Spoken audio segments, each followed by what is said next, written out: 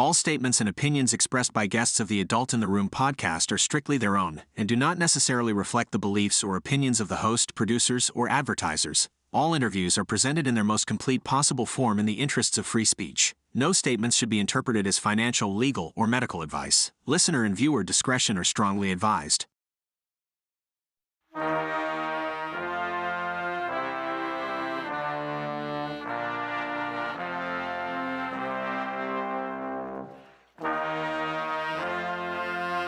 It's the Adult in the Room podcast with Victoria Taft. That's me. Well, good afternoon. How are you? It's your Adult in the Room podcast with your Adult in the Room, Victoria Taft. How are you? Tuesday live stream. Lots going on. Let's look at the docket for today. Look at that woman in those glasses. Golly, I think it might have been a hair color or two ago. Awesome, though. It's Hot Book Summer debut. Spy thriller novel, Beyond Honor by K.B. Brodsky. And that's coming up right away. Drama over the Paramount and Warner Bros. Merger. Why this has just captured the imaginations of so many people and why it's really not that big of a deal. And I'll talk about that with none other than Robert Bork Jr. coming up. Because, he's an expert on this stuff. Okay, Trump deports Harry and Meghan. Not really, but they invoke the name of Trump for why they want to leave the country. I think there's something far more important going on there, but we'll talk about that as well. Plus, in addition, huge news about the George Floyd murder case, that being for Derek Chauvin. Huge tectonic issues coming to fore on that issue, and so we are going to go over it right now. However, it is time for Hot Book Summer. I mean, I've got two wonderful photos for you. Hot Book Summer, love that one. I also like this one too. The guy's a little muscular, but that's okay. Most of course, our viewers and listeners on the Adult in the Room podcast are men. 76% of you guys are men. And it's just like it's been for me for years and years, decades in talk radio. It's always men. And it's so refreshing when I get a text or an email from a woman. But I got one better for you coming up. I'm not like a big feminist lady or something like that. I'm just saying it's just occasionally refreshing to have the company of another woman in this space. So there you go. So we're going to talk about that. But I got to tell you about K.B. Brodsky and this book that we're going to talk about because, heard wonderful things about it. It's already got a Kirkus starred review, so we'll go over all of that. But let's look at some of the books that we have highlighted in the past, some of the fun ones that I have really had a blast reading. The Last Lawman with Niels Gavelius. This guy's, if he's not, this gumshoe, modern day gumshoe, noir lawman from L.A. doesn't get Michael Connelly's attention or something like that. Maybe somebody who wants to make a TV show out of this book, then I think you're crazy if you don't do it. So anyway, awesome book. Did you remember this one? A Pen to Change the World, not my favorite title. Really an excellent book by a young man. And it's the life of J.K. Rowling. Lots of deep dive stuff in here. And it's not stuff you've probably heard before. The other thing is that this does not sell in certain parts of the world because she believes men are men and women are women. And she's censored in the UK, for example. So I like to highlight that work. Desert Heist, Alex Decker. What an excellent book. First-time novelist. Unbelievable. And today's offering, Hot Book Summer. It's called Beyond Honor, J.B. Brodsky. Okay, so we're going to go over that, but I want to say a few things about this book because if I don't, I'll forget, and I don't want to do that. I think it deserves a real highlight here, and I want to make sure you know how, in high regard, people consider this book. They are amazing. So it comes out it's a spy thriller. I like spy thrillers. I was hooked. Vince Vaughn used to come on my radio show back in the old days, like occasionally, just say, hey, does Vince have something to say about this? And yeah, he did. And he was a smart ass, and I loved him for that. And so he was lots of fun. Brad Thor's been on. So I kind of came up in that space when I started getting out of the nonfiction world in which I lived as a talk show host. And so I've enjoyed that because it does sort of border the line of reality and fantasy. So there you go. So as I said, this book has reached a Kirkus starred review already. I mean, this is, I don't know if you know this, but they're kind of a big deal. And and it's been blurbed by the likes of Jack Carr, for example. I mean, you don't always get that. Sure, they share the same editor. No, we can all agree on that. But come on, man. Jack Carr doesn't just damn people with faint praise. He actually brings it. Carries the DNA of the great old school espionage novels fused with the action of a modern thriller. It reminds me why I fell in love with the genre. And how fun is that? How many people on the front lines who are downrange are going to pick up KB Brodsky's book? Probably a lot. Ben Coes, one of my favorite authors in this space, said of this novel, a high-risk, high-reward triumph. The Brodskys torched the espionage world in a Molotov cocktail. There you go. And then we have MP Woodward, and he writes in the Tom Clancy, Jack Ryan universe, and he says of this book, hits like a hammer. KB Brodsky threads ruthless Russian operatives, cutthroat politics, and relentless CIA officers into a story that never lets you breathe, charged with authentic detail and explosive action. This breakout debut keeps its foot on the gas. Hang on for the ride. Wow. I suppose we should meet KB Brodsky, shouldn't we? And they're actually two people. They're a married couple, Karen and Bill Brodsky. Thank you so much for coming on the Adult in the Room podcast. How are you guys? How's it going? Great. Thanks for having us. Yeah, this is super. And thanks for saying those nice things about the book. I've been able, let me tell you a little inside baseball. So I was supposed to get this copy of your book for like weeks ago, and so I haven't. I'm getting it tomorrow apparently. But that actually liberates me and allows you to expand a little bit more on your book. What story can you tell us about your debut novel, Beyond Honor? Well, first, thank you for putting the picture of me reading the book in the woods. Was that? Oh, yeah. I mean, obviously me in shadow, but that was hubba, baby.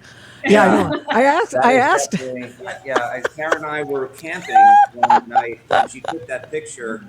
But it's so. Oh, girl, that's so funny. I mean, honestly, I imagine this prompted this image into reality, if you will.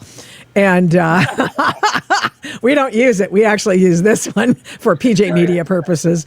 But I thought the guy had too big of muscles. But like I said, 76% of this audience for this in every iteration there is, if it's live stream.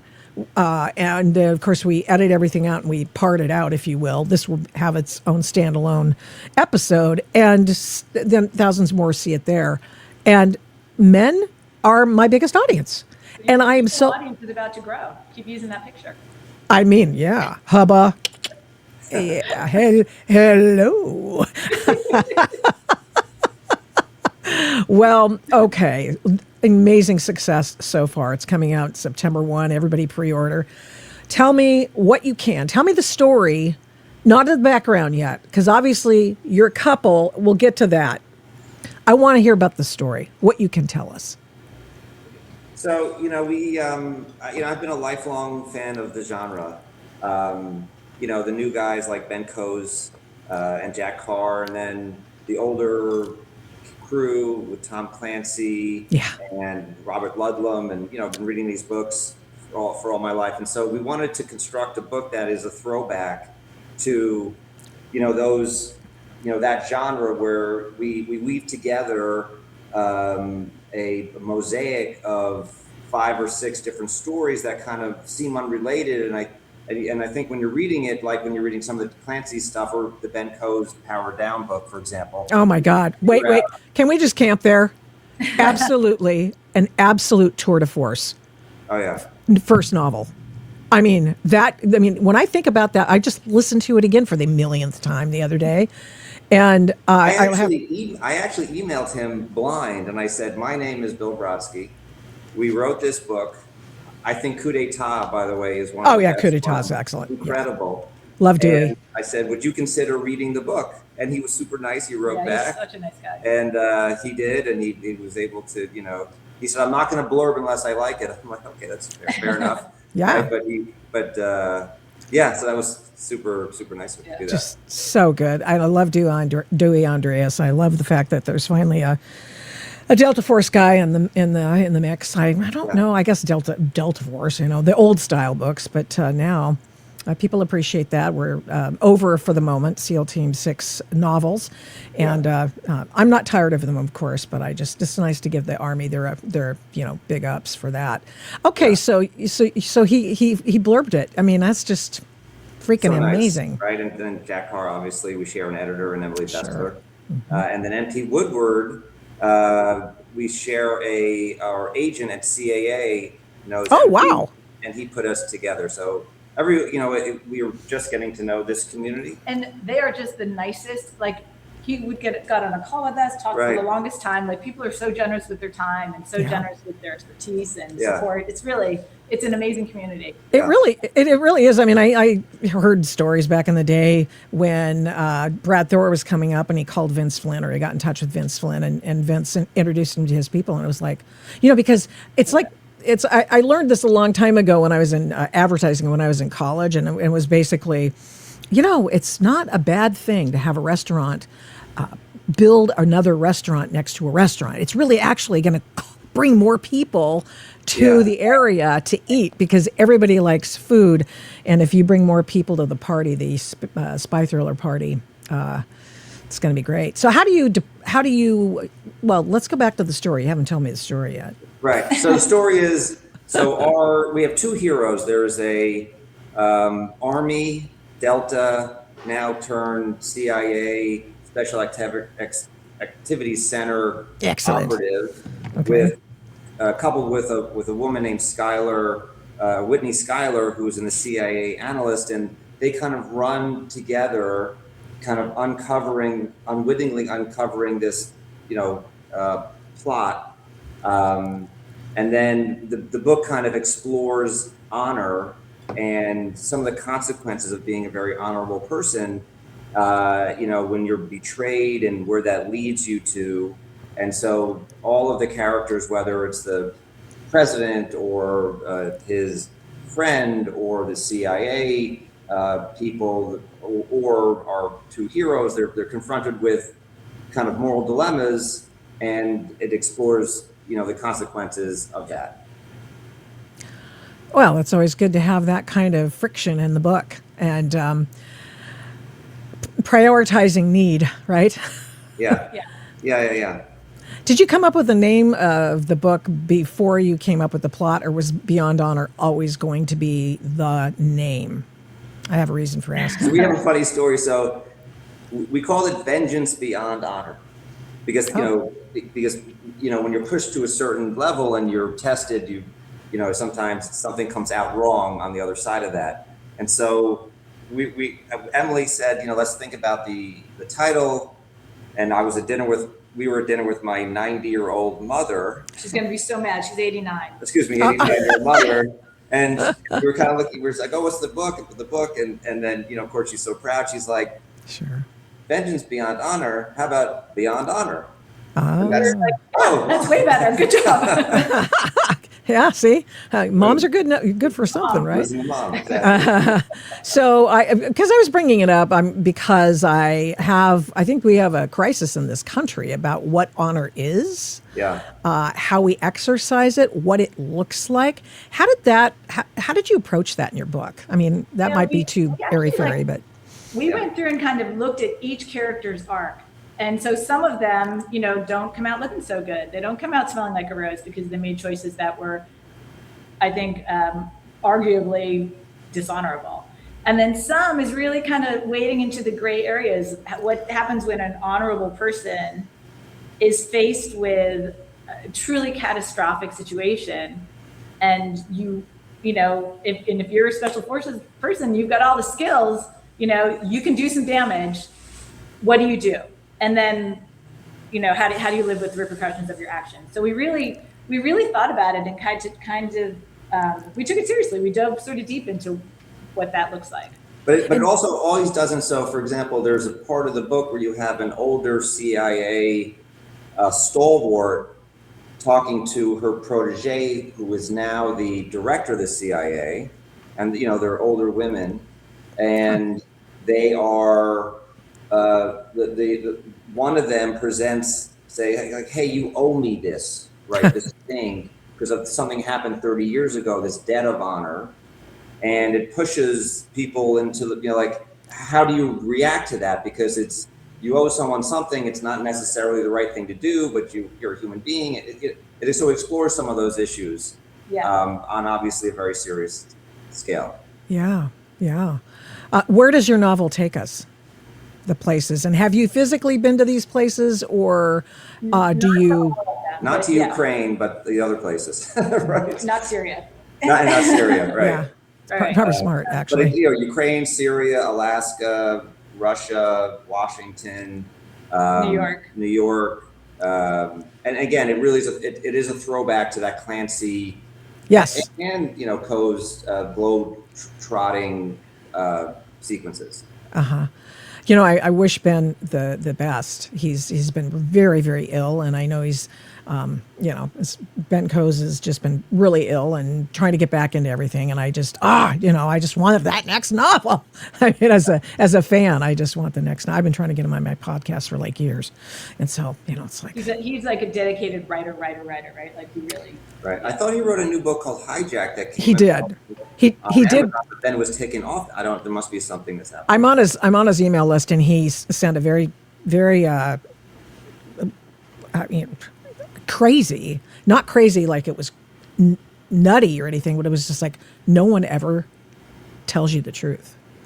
And it was, hey, I didn't like that book. I mean, it wasn't as good it wasn't up to my standards. I'm going to go, because this is in the midst of all his hospitalization and all this other stuff. And I'm going to go back and I'm going to retool this bad boy, and I'm going to put it out when I'm satisfied. And I'm like, yeah, right on. Yeah, good for him. I know, that's a gutsy move. It's a real gutsy move. So I appreciated that a lot. Okay, here's what your spiel says here about your book. Let's see. Paramilitary operative, you've already sort of given some of this information, but paramilitary operative confronting his grief on a path of retribution, a CIA analyst hunting a conspiracy that leads to the Oval Office, a Russian agent hiding in plain sight, Jason Matthews' Red Sparrow meets Jack Carr's The Terminal List, in Beyond Honor, a debut political thriller that plunges readers into a world of international espionage where loyalty and duty are tested. You're inspired. Somebody wrote that, isn't it great? I think that's on the back of your book. So, how do you not be derivative? It's a great question. I think I was listening to Lee Child's talk the other day. Oh, was that all? I wasn't, and. He's written the Jack Reacher stuff, so obviously an incredibly successful guy. Yes, and so he just said, if you're this is after we've already written this book, but he's saying, like, hey, if you want to write a book and you think you're going to come up with something completely new, you're just not. Like, these stories have been told. The stranger comes to a town, the band meets a woman. He said, you really need to think about, what do you have to say, and how what you have to say can be, constructed in a compelling story. Because the story itself, to your point, like, we all have read, the hero arrives, the hero is the hero, we've all read this story 100 times, 1,000 times, right? But I think that what I think each author, whether it's us or whoever you're reading, brings something personal or something something that we have to say. Like, we're talking about honor and betrayal. In the second book, we're talking about the reckoning of what happened, like what's the fallout of some of these decisions. In the third book, we're talking about acceptance. How do you accept your lot in life? And so, I think that's not derivative, right? Because you're coming to a perspective. And I think you have to really like believe in your characters and let the characters lead. So certainly, some of the tropes of the genre are going to be there, but also I find those just delightful. So they're really fun to play with. But the characters are the ones, if you really believe in your characters and you're going to try to be true to them. So would they really say this? Would they really do this? Then it helps you kind of steer away from maybe something that's a little too derivative. And also, I suppose you have to be, obviously, to some extent, because we all love these kinds of people in these spy thrillers. And your fans want to see that. So you obviously know that. And so I appreciate it all. And I just don't I just like the protagonist. And I feel like that everybody the protagonist makes the story different to a large extent, and where you put them and all that stuff. And I'm not an expert or anything, but I'm just a reader, and I really appreciate it. So I would say with our protagonist, with Kevin, one thing we tried to do was make him not be a superhero. So he, we really looked at like, he gets hurt. He's not infallible, and he's not unbreakable. Right. Right. Yeah. Well, can I ask the obvious now? Who I know you, Bill, you started writing the book before, and then it became a family band kind of a thing. Right. Talk to me about that. Yeah.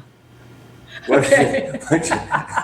Well, I had no idea. First of all, I had no idea Bill could write. I had no idea he wanted to write. And all of a sudden, he came to me, and our older son actually was home. And he's like, hey, I got to tell you guys something, like kind of sheepishly, like I started a book. And he hands us like 70 pages of this book. We're like very nervous. We're like, what? I was very nervous. Right? We were probably more nervous. No. So we read, Noah and I both sat down and read it, and we were like, oh my God, this is actually really good. Wow. And you have to keep going with it. And then Bill said, okay, I want you to, join me, and let's like work on this together. I've always, he's been trying to get me to write a book for 15 years. And I can't seem to get from the beginning to the end. This guy can just knock out the beginning to the end. So that was super fun. It was really it's been really fun working together. So then I came on board, and we sort of worked on structure. You make it sound kind of easy. Did you like these kinds of books before? Me? Yeah. Yeah, Karen. I love them. And one of my favorite stories actually is on our honeymoon, way back when, almost 30 years ago, we were in Costa Rica, and we had run out of books because, just hardcover books actual books back then. And we found a copy of The Bourne Identity, which you had already read. And then he's like, oh, this is a good one. I'm going to read this. And so he'd read a little bit, and then he'd rip off a piece and hand it to me, and then read a little bit and rip off another piece. And that's how we read the book. Oh, wow. I was that feeling of you want to get hurry up. I want to get to the next chunk. Give me the next chunk. Yeah. That was sort of what, we wanted in this book. So loved that book. I loved the Mitch Rapp series. So many of these books I loved. I Am Pilgrim. But my caveat is there are sometimes he'll hand me a book and be like, oh, I think you would love this. And I would be left a little bit cold and a little bit wanting. Sometimes it's a little, they call it the guys with guns genre for a reason. And, right. and sometimes it'd be a little guys with guns too much for me, where I'm kind of like, I want something more. And so I was really, you write the book you want to read. So I was so excited to be part of this, because then I could weave in the things that I wanted to see in a book like this, that I think it's going to be a really fun book for a wide audience, actually. Well, I'm looking forward to it. And I wonder, I have, memories of reading Tom Clancy books, and the guy could not write dialogue for women. I mean, it was the worst. And I was like, said nobody ever, Tom Clancy. How do you guys divide that up? Is somebody better at it than the other? I think I find when you're in it and you have a couple of characters in a room and you know where you want to go, it just kind of comes out, right? It just kind of you're on a wave, and it's just all of a sudden it's working. And I think whether it's happening to me or happening to Karen at that particular moment, you know when the other person has found a little bit of light at the end of that tunnel. Yeah, and like and sometimes the way the dialogue works is that you read a passage and it's just description, and this happened, this happened, this happened, and then you're like, okay, how do I want to tell that? How do we want to tell that part of it?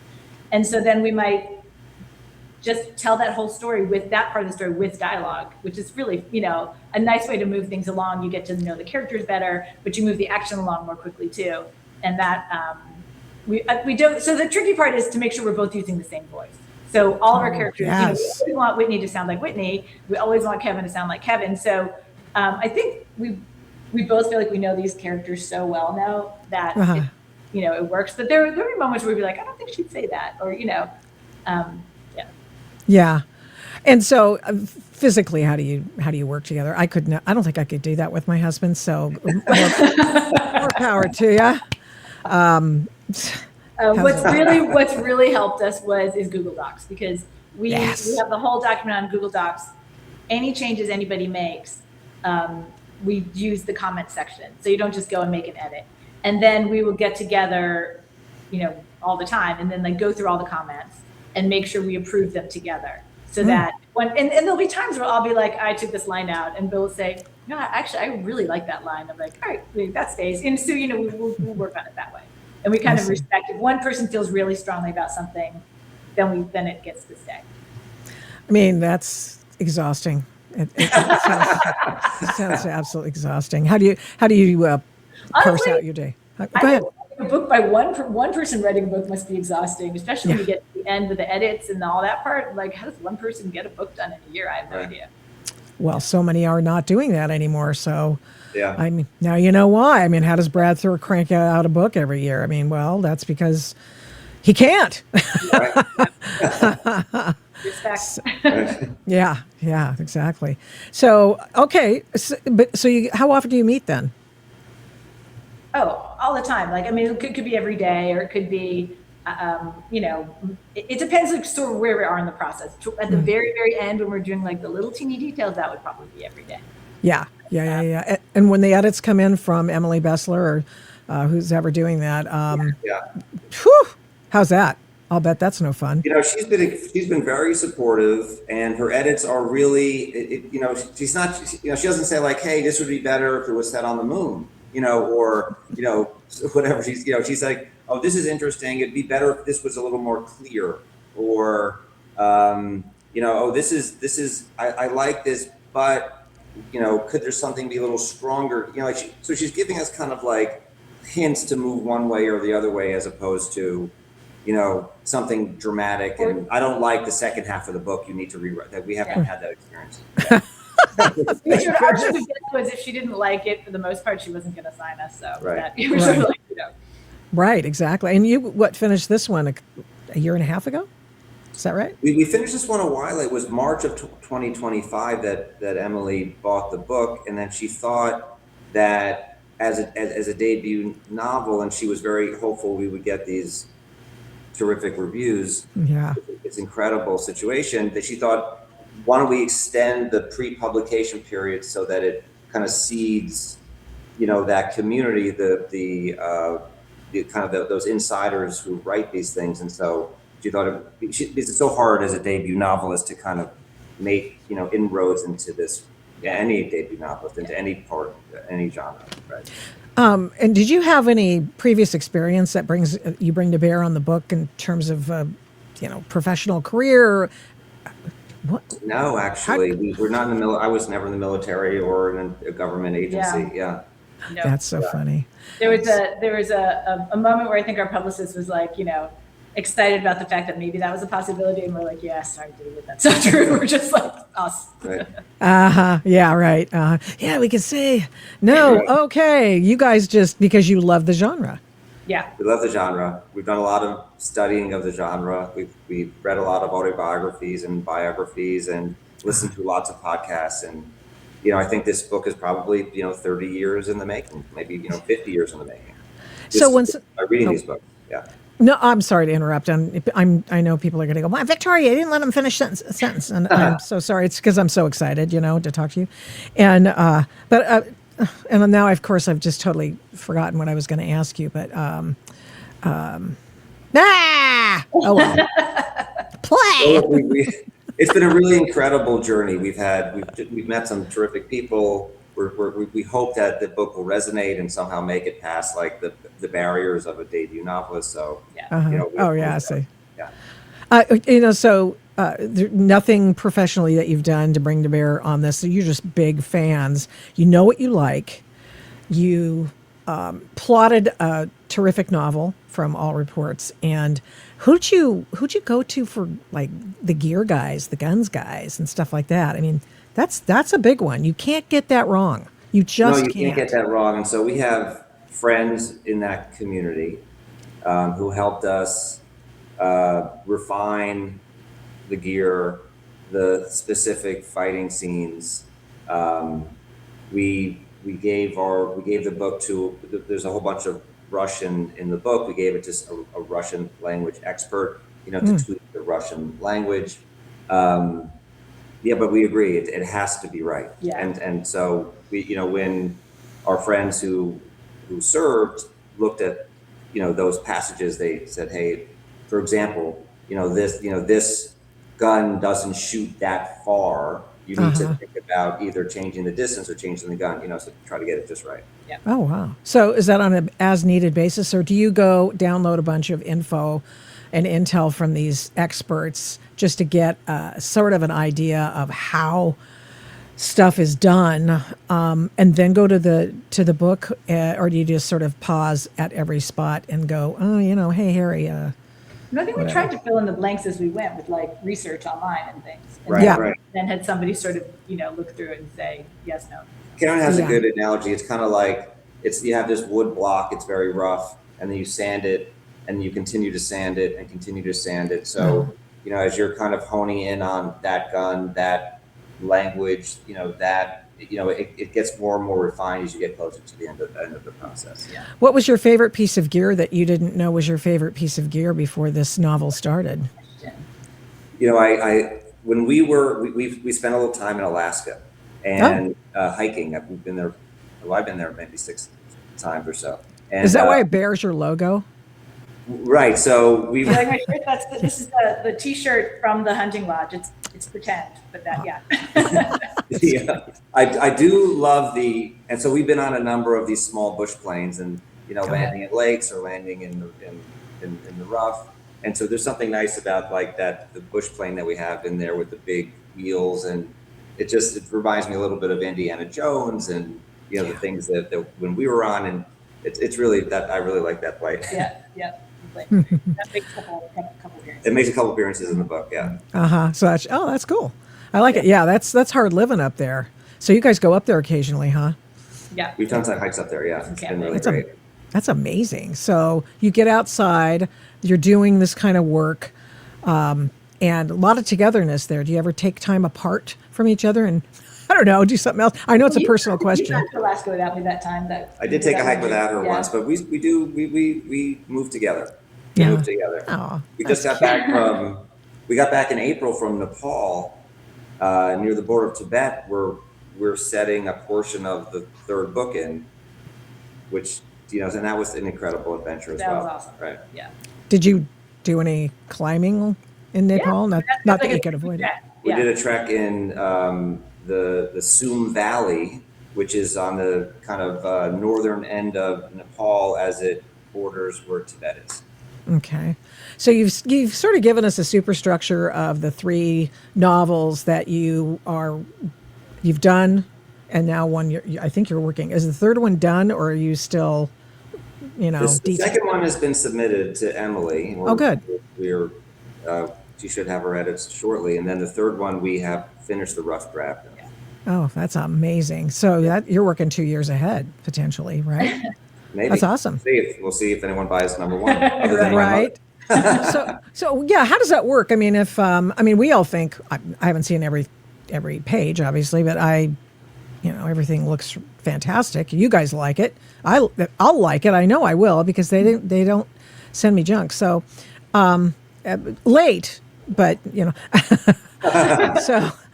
But I just, how does that work if she doesn't, if she likes the first 2, but she doesn't like the third one? What happens then? Oh my God, we don't know. She's gonna Right. like it. I mean, Let's not well, go we have there. we have a 2-book deal with Simon & Schuster. And so the second book has been submitted.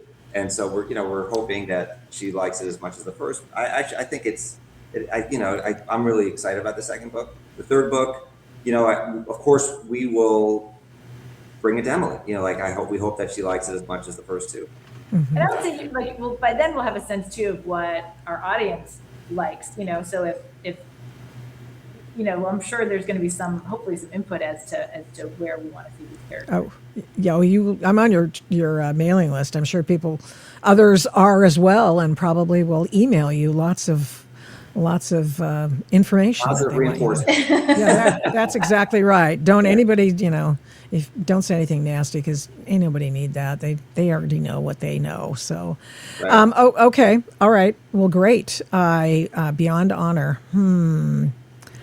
How do you feel about it coming out in the plethora of other spy thrillers in that space? Because I know Dawn's latest book is coming out, and we're gonna double tap Mitch Rapp. I'm gonna have Dawn on in a couple weeks. That'll be Who, fun. by the way, has been so Dawn. nice to Yeah. us. He's so spent some nice. time with us on the phone. He was giving us some advice as a professional. We're honored to share space with him. Yeah. Yeah. Yeah, we will. I can't wait to read Double Tap, and he's just such a nice guy. Yeah, he really is. He's so incredibly generous with his time.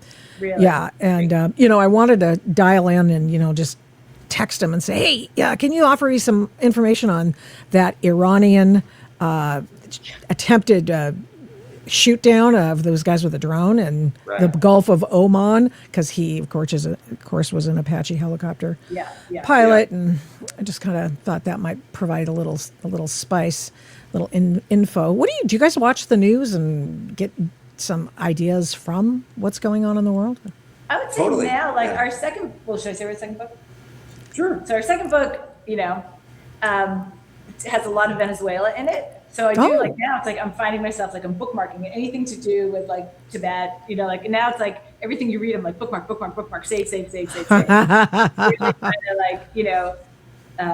go, because the first book, we wrote the book without a publisher, without an agent. We just wrote it, right? It was just it was its own little thing before it became what it is now.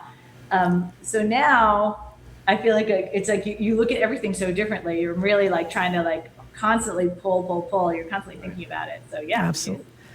I do think one of the things that the reader wants is that when they're reading the book, something doesn't happen where the reader would say that would never happen. It would take them out of their, out of the moment. And so I believe that everything in the book is something that the reader will recognize as being true. Obviously, we're setting it in our world, set in this setting, but the things that the people do, whether you're in the government or whether you're in the military or these decisions on a relationship perspective, I think it's very recognizable. Yeah. Awesome. Very good. Yeah. For talk show hosts and people in my line of work, it is never-ending show prep, and the news cycle explodes with ideas for shows, radio stuff. I mean, it's just mind blown, and as I say, mind blown and drinking out of a fire hose while you're tap dancing and walking on a tightrope. It is. Right. Well said.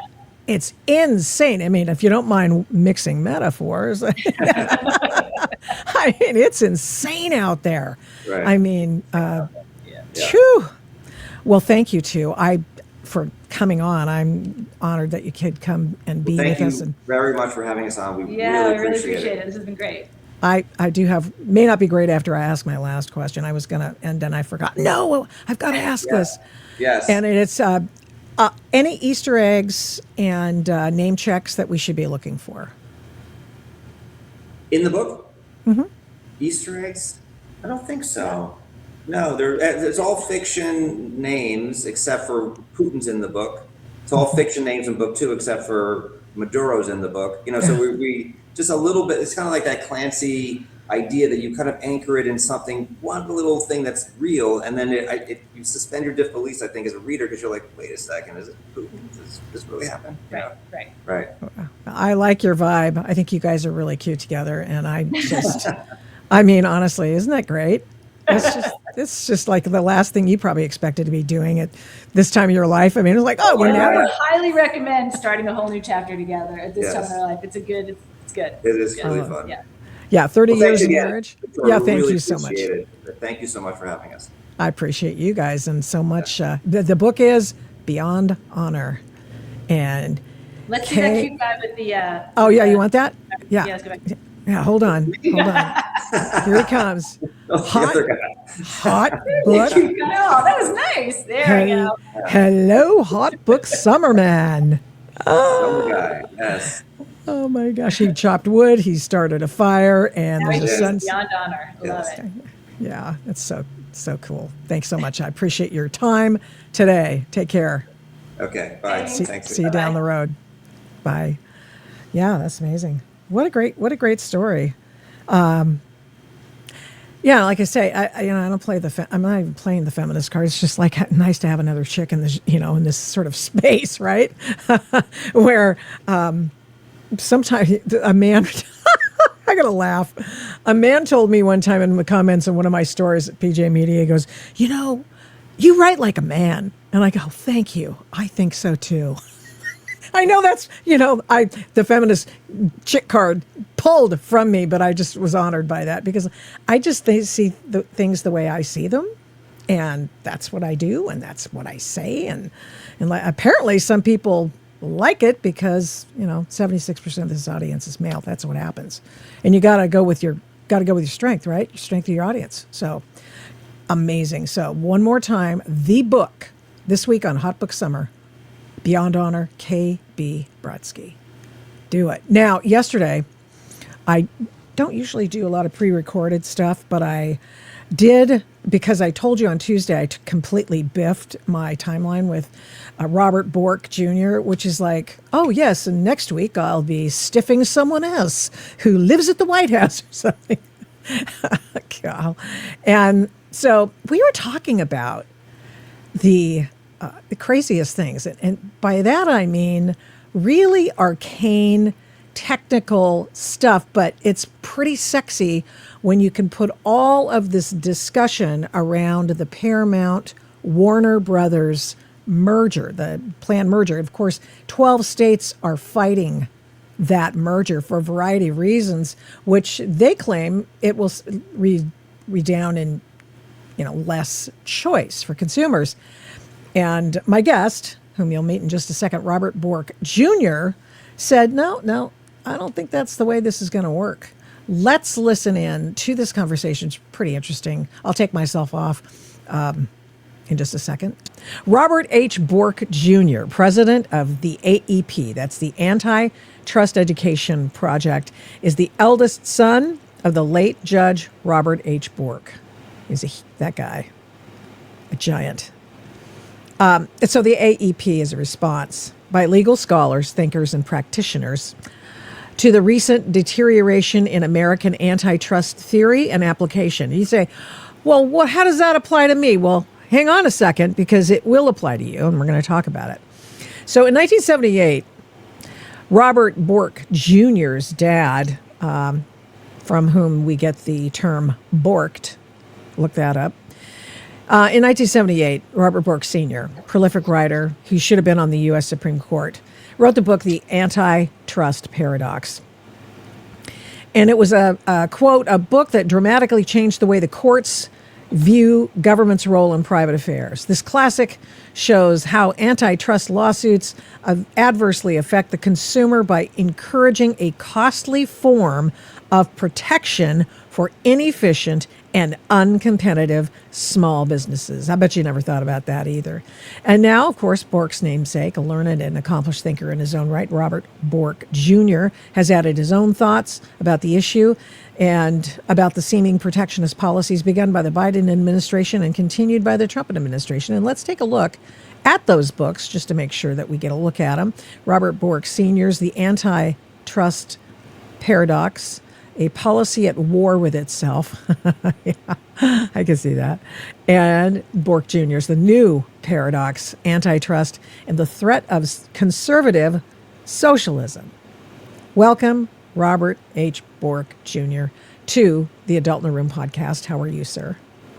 I'm very honored to be here. Thank you for having me.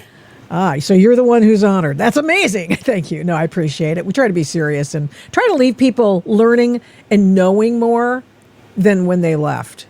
I think that's just I hope so. I mean, I hope maybe that's my mission statement. Just learn a little bit more without trying to be boring. This, however, has all the hallmarks of possibly being boring, but it's not, because we're going to start with the sexiest issue that you've written about recently.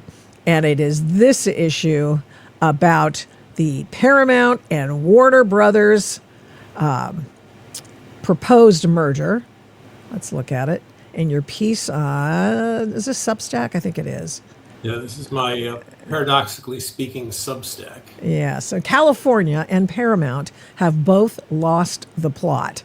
I think that California lost the plot from the very beginning, since it gangs up with the other states in the cartel that they've begun with Oregon, Washington, Colorado, Virginia, I'm sorry to report to you, and other states that just say, oh, California's doing it? Yeah, me too. We're doing it. And so, good God. But one of the things that you write about that is that Rob Bonta, he is the Attorney General of the state of California, and he's married to, of course, the head of the state assembly, I believe. If not, is she the state assembly head or the state Senate? A level of detail beyond my comprehension. His wife's in charge of the bunch of folks, the majority, the supermajority of the California legislature. So just so you know, and Bonta's case is not frivolous, our guest writes.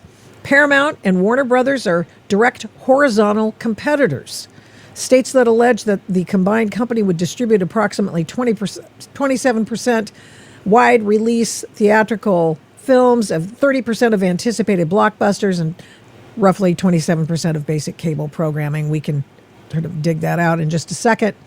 And those are complaints, he says, that are based on recognizable consumer welfare theories, which is the basis I learned reading a little bit about, Mr. Bork, that underlies all of this kind of thinking. Now, what you also go into is the fact that this actually won't result in lesser kinds of demand or the lesser kinds of available entertainment news. In fact, it may portend a increase in that, right? Typically, that's what happens. When companies merge, they look for ways to take the pieces and expand them, make them bigger, better, stronger. Yeah. They're not doing this to shut down these companies, Discovery and others that that Paramount would be acquiring. They think they can add value, and they want to make more money. They want to have a bigger reach. The question is, then you would say, well, that would play right into the antitrust issue, because then they're going to dominate. Well, there's too many competitors to dominate. I don't think they could do that. It's pretty obvious to me that they can't. What they can do is improve these assets and make them better. They certainly can improve CNN and make it better. Yeah. I'm sorry. I just laughed too much. CNN laugh all the time. All of this is hilarious.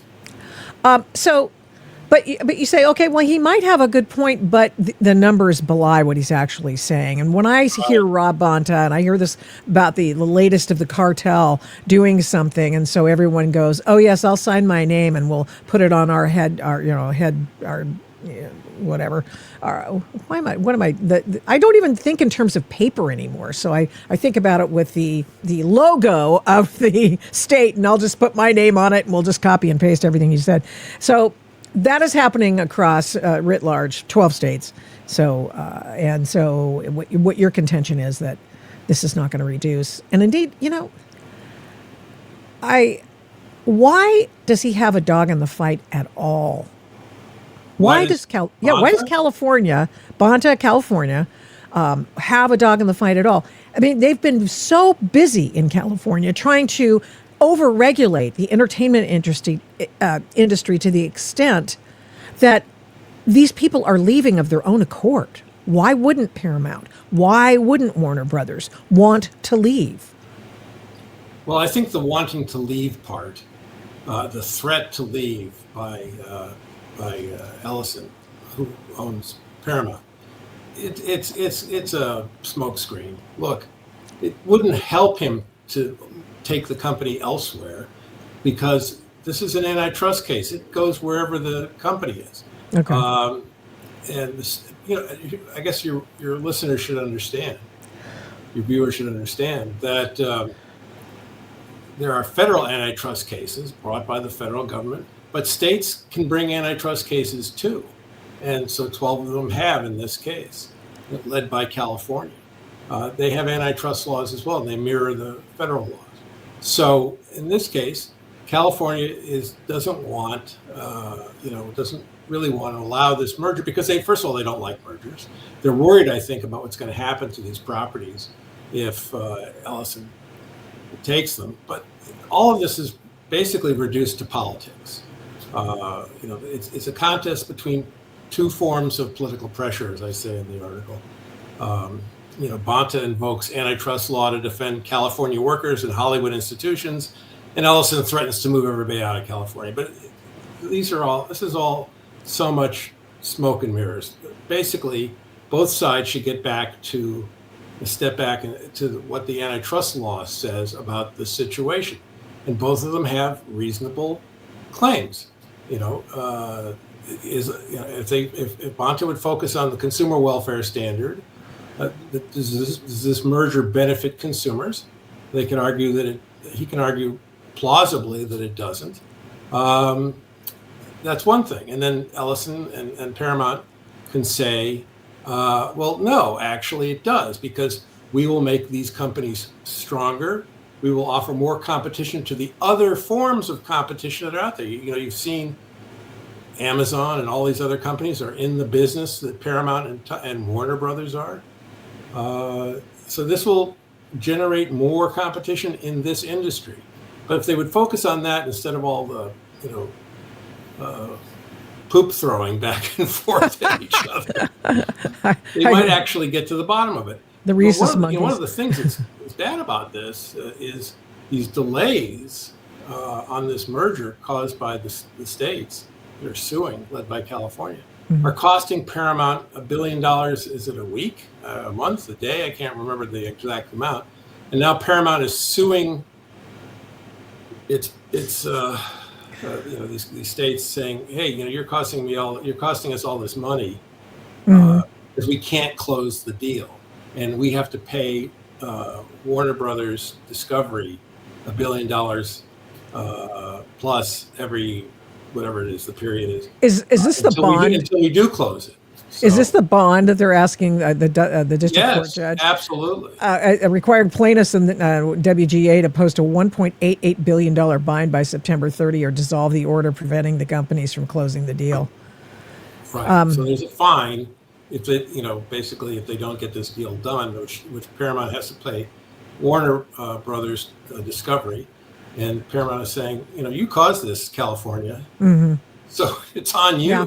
I don't think that works, actually. But do you believe? Okay, I don't know how much you've paid attention. You're in Virginia, where you are surrounded by some college students, but other normal people, and so I would like to just some normal people there. You're one of them, but the idea that these 12 states have anything other than to stick it to Trump is, I'm for the most part, I think that's the overarching reason that they're doing it, because Larry Ellison, whose son is running Paramount, is a friend of Trump now. So yes, how did that happen? I don't know. That's it, and that's really it. That's really the underlying problem here. And why don't they just admit it? The first way in which somebody seeks help and gets help is to admit they have a problem, so. Yeah. How do you think it'll end up in just being sacked and nothing? Or do you think it'll go through? I think they will find a way to settle it. But if they don't settle it and it goes on forever, at some point the merger may just not happen, or Paramount decides it wants to go to trial and see what happens. They may win, they may lose. If they lose, they could appeal. And ultimately, the Supreme Court of the United States, if it got involved, would rule in their favor, because the Supreme Court is basically a believer in the consumer welfare state, which this is what this is all about. Yeah, because Paramount has ultimately, offered to get rid of, unload CNN or unload some other assets, and I think sooner or later they'll just decide not. I've been involved in so many cases like this, working with corporations in my previous existence, that I've been in the courtroom, and then the next thing you know, they're all meeting in the hotel ballroom trying to settle it up. So that's very likely what will happen. Yeah, they just I guess. It's all about the dollars, It's all about the Benjamins, and somebody will make a decision that both sides will benefit. Bonta gets his name in the papers for doing this for a while. That's it. I stuck it to Trump. You're right. So a lot of this stuff happens because of Donald Trump. Absolutely. Yeah. Of course it is. I mean, I stuck it to, they brag about how many lawsuits they've filed against Donald Trump. If they can stick it to Larry Ellison, by the way, one of the foundational organizers around which Silicon Valley, I mean, he's second generation, but that Silicon Valley has been, it has succeeded on. Gal, I wish I could talk today. Someday. Oracle. I mean, the dude is amazing, and he was God before that. But oh boy, he gets together with Donald Trump, and all of a sudden he's funding Trump accounts. And oh my gosh, we've got to stop this guy. Same with Elon Musk. He was a darling of the left, and then he rescued Twitter, and now he's hated. Stop the censorship. I did have one more thing to add to this before we move on to the general thesis that you were promulgating today, and that is, I was doing a story today. I do write a little bit over at PJ Media. It's an opinion website, and it's lots of fun. And I did a story bringing people up to scratch on the idea of the U.S. Navy finally becoming at least towards parity with China on the issue of surface ships, and how a company that has been, this is the guy that, these are the people who created a boat, the autonomous boat, the drone boat that rescued the 2 Apache helicopter pilots in the Gulf of Oman in, I think it's June. And so now, of course, everything is just moving. I did a timeline, and you can see that the movement toward going to more autonomous vehicles, especially surface ships, which heretofore didn't exist for the United States, as going at quick speed. I mean, double Trump time, if you will. And so the Navy wasn't going to fix that. And the shipyards that are pre-existing, they weren't going to fix that, because the Navy's got to pull the trigger on that. Now, these upstarts who now have billions in venture capital and different floods of money coming to them are going to do that, and they're only going to do it for the United States and its allies. And I'm thinking, here's a perfect example of, maybe because government's involved, maybe it's not a perfect example, but I mean, where you've got the private sector with the incentive to, first of all, they have good intentions, their intentions are pure. And former SEAL Team 6 guy who said, well, why don't we have surface ships? What the heck's going wrong with these people? And he went out and he solved a doggone problem. And now they are being rewarded with not just interest, but billions of dollars by the Navy Department, because now they are going to solve a lot of problems and be able to build more ships than the Navy currently has being built for them. And I think, why are people so afraid of someone else seeing a problem and then seeking out a solution, by and large solving the problem? And it's not the government solving the problem. I mean, the government's going to buy it, but they didn't solve it. Is There that are so many examples of the private sector stepping up these days and solving these kinds of problems. And there's so many examples of the government getting in the way of it.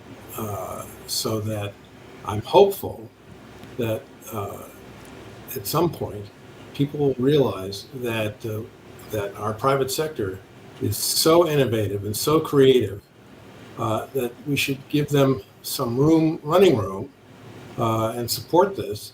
At the same time, what we have to. One of the things I talk about all the time in my antitrust conversations with people, though, is the need for growth in our economy. Yeah. We are not solving the problem of the debt. Mm-hmm. We're about to hit 40 trillion in debt. Yeah. We have hundreds of millions, or about $100 million in unfunded billion dollars in unfunded liabilities, things for which we will be required to pay at some point, but Sure. we haven't funded it. So if we could even take a little bit of action towards solving the debt problem, at the same time we get out of the way, for the most part, not anything illegal, like price fixing or something, but we get it out of the way of these companies that are so innovative, so creative. They create jobs, they create wealth, they create retirement wealth. They are so good. If you look around the world, we are the only country that has a sector or an economy, private sector economy, that can do this. Europe is sinking below the waterline at this point. Yeah. So you're right, and it just drives me crazy when the federal government tries to help, thinks it's helping, and makes things worse. Well, and I think that might be part of your point as well with the, you wrote a piece recently in National Review, Trump's big government trap. And you say that, yes, is he trying to liberate the economy to save us, I suppose, from being He's trying to, unfortunately, impose the same sort of industrial policy that the left loves. He's trying to just pick winners and losers. The federal government has bought positions, equity positions. Yeah, it's crazy. In so many American companies that it really creates a problem. It's a moral hazard. It's a management hazard for us. Donald Trump seems to think that he should run the economy at the micro level, at the company level, and it's just a mess. He tried to buy, but it didn't work out, Spirit Airlines when it was going under. It was going under. Did he really? Was that Joe serious? Biden. Oh yeah, that's right. Donald Trump said, "Well, we'll buy 90% of it." And luckily for us, for the country, the people who held the debt on Spirit said, "No, I think it's better if we just melt down the airplanes and sell it all off." Yeah. But can you imagine if the federal government, not just under Donald Trump, but under the next administration, whoever that happens to be, own 90% of Spirit Airlines? First of all, as somebody once said, if the government owned the Sahara Desert, we'd have a shortage of sand. Pretty darn quickly. And they just would have made a hash of it. And of course, the FAA would say, okay, we have problems with Spirit mechanically, the way they run the company. We can't do anything because we own it. Right. I suppose. Yeah. I do appreciate the fact that in the national security space, for example, there have been times when Trump has said, we're going to take a position with Intel. In Intel. Now, Intel's been, circling the drain for quite a while, but he doesn't want it to completely go out of business because we need chip manufacturers. The company that was once the coin of the realm in chip making is now circling the drain because everyone else is doing it. We're heading over to AI, but he wants to stake a position in that to save it for national security reasons because we've got to retain as much chip making in this country. When somebody like me says that to you, is that persuasive?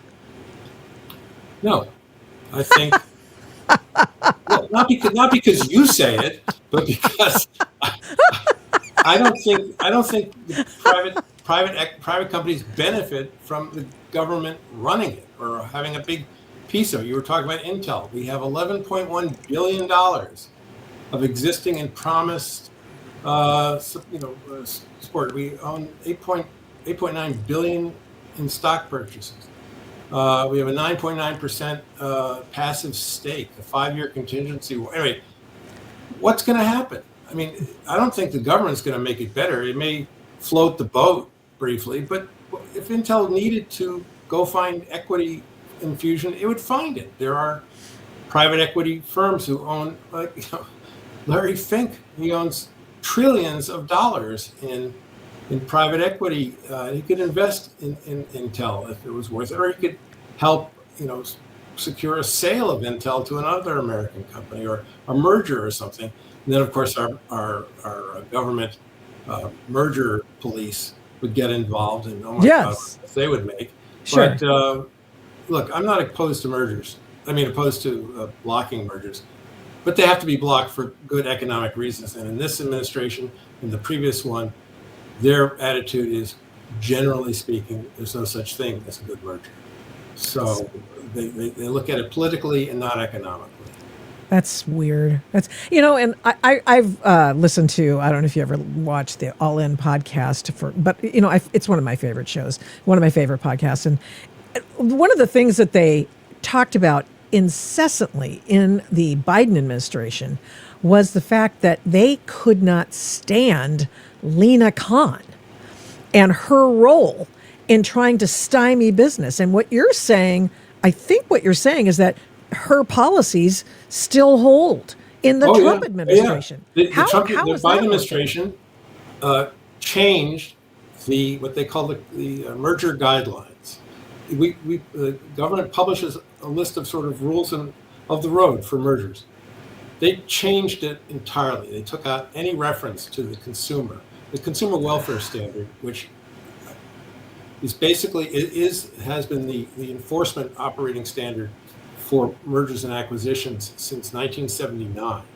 It was put forward. It was an idea put forward by my father. The Supreme Court, in a case, said that's it. That's how we're going to do it, and it's been that way ever since. But of course, liberals hate it because it's not based on politics. It's based on neutral economic principles. What's good for the consumer. Mm-hmm. And so Lina Khan hated that. She and the Biden administration rewrote the rules, took the word consumer actually out of the document, which had been the operating standard for 50 years. And now the Trump people come in and they don't throw that document out. They just keep it. They just say, well, we're just going to keep that. I assume you're a man of you're a big shot. Have you talked to him? Oh yeah. Well, they don't. I'm not a big shot. A, I'm not a big shot. And B, when I have talked to Andrew Ferguson, the chair of the FTC, he doesn't have anything to say. He said, "Well, it would take too much time and be too difficult for us to rewrite that." Oh, well, then why do we have it if it's not? Why don't you just erase it then? Yeah, just say no. We're just going to delete it. And we'll get around to doing a new one. But how many pages is it? It can't be very far. Not that long. But in any event, that's where we are. Antitrust is actually run by out of the Oval Office, pretty much. I think Donald Trump decides who wins and who loses. Mm-hmm. If they're friends. I think he says that the U.S. wins. I think that's what he's talking about. Well, right. America First Antitrust is basically, a moderate to left-wing social policy now. So, we could go on for hours about this, but we can't. So, what are your hopes? The short version is, our antitrust policy is not promoting growth. It's not promoting success. In fact, it punishes success, almost like Europe does. They don't make anything worth a damn over there. Excuse me, but they sure as hell know how to tax American companies for innovating and then selling their innovations into Europe. So that's what we're looking more like Europe every day. Well, that's bad. That's bad. Okay. Get rid of the Lena Khan hangover, and being a more neutral overseer of some of these issues. Yes, and by the way, Lena Khan has been given her own department at Columbia University to teach people her views on antitrust. No, God, what are they doing? Yes, so No. it's all of her left-wing buddies are now in that school. Tim Wu, he was there. Oh yeah, I saw his Others, name. they're all over, sitting there writing courses. I'm up on right. I made a parody. I wrote a parody piece about their course catalog some time ago. But now I have the real course catalog, and I'm right about that. You're going to update it. Thank you so much for your time, Robert Bork Jr. I appreciate it. And I really appreciated your father. I didn't fully appreciate what he was going through at the time, although I saw it as a reporter. And I thought, well, I'm sure he's as crazy as they say he is, Ted Kennedy wouldn't lie, and neither would Joe Biden. Oh, and then came 1991 and Clarence Thomas, and I went, oh, I get it. Got it. Yep. Bastards. Your dad Where was were you a reporter? at San Diego. Ah, Yeah, in radio years ago. Some TV, but mostly radio. So yeah. So I understood then. I was a slow learner, and as a reporter, of course, I was an ardent leftist. Naturally, that was supposed to be what happened. that's why I quit. I was a reporter for a dozen years, and I said, I can't do this anymore. It's so dishonest. Yes. A friend of mine said a long time ago, I never forgotten it. He says, the job of a reporter is not to report what's right and wrong. Sometimes that can be, a judgment call. The job of a reporter is to be fair. And I thought, that's not a bad starting point for many people. That's not as much fun. Right? I know. I get it. Well, carry on. Continue to do the good work that you are doing. And thank you so much for your time today. Appreciate it. Sure. Glad to be here. Glad to have you here, too. Thanks again. Yeah, that's me. I just cut myself off. That was brilliant. But no, that was pretty cool. And I accidentally just completely messed up his time with us on Tuesday, but now we got it. So you have it on Thursday, and there's plenty more going on. I know some of you guys are still here, so that's awesome. The Brodskys were amazing. We have, of course, Hot Book Summer going, and once again, the Beyond Honor is the name of their book. We're not going yet because we have on the docket the story I wrote about yesterday for PJ Media, and let's see if that's there. I wrote about both Meghan and Harry leaving town, and also about this case, which was the attempt to get a new trial for Derek Chauvin. And he is the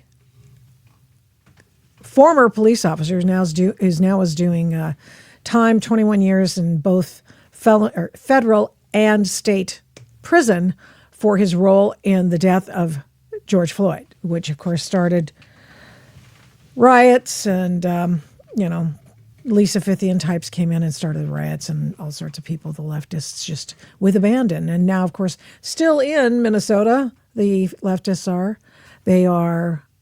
there trying to keep ICE out. You've seen them in Chicago, seen them in Portland. They're all a lot of the same people, and they just travel around because people are paying them.